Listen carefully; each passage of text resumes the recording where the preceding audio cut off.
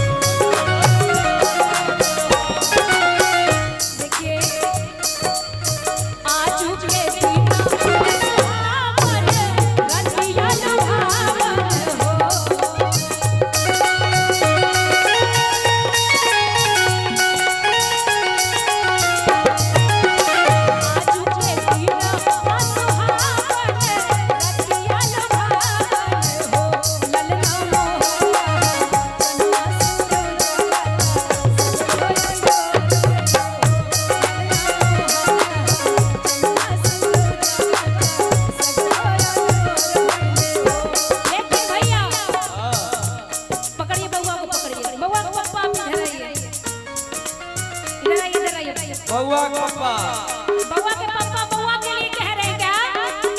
तुझको ना देखूं तो जी घबराता है, तुझको ना देखूं तो जी घबराता है। देख मुझको दिल को मेरे चैन आता है, देख मुझको दिल को मेरे चैन आता है।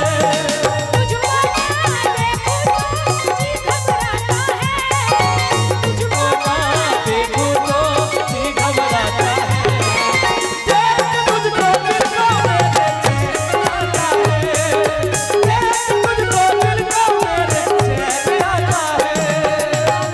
होई है गुलाबा से दीपक करो लो होई हो, ला ला होई है गुलाबा से दीपक करो लो होई हो। बउआ की दादी कह रही है, बउआ की दादी क्या कहती है? क्या सासू सुहागिन बड़ भागिन अनधन लुटाएली हो।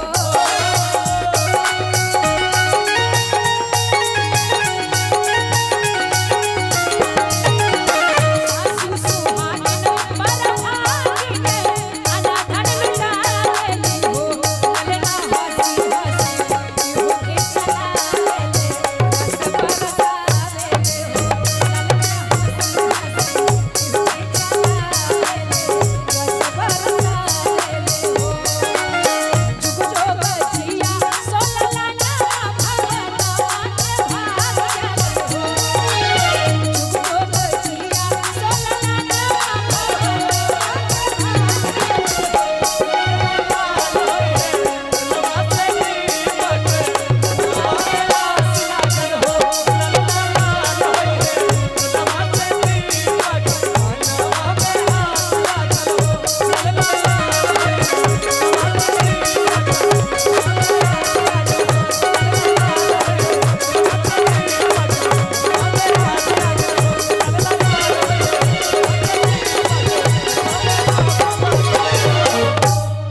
देख रहे हैं बउआ भी हंस रहा है। ला ला ला लाल होई है हकुलवा से दीपक असगर अजर भइले। अच्छा बउआ को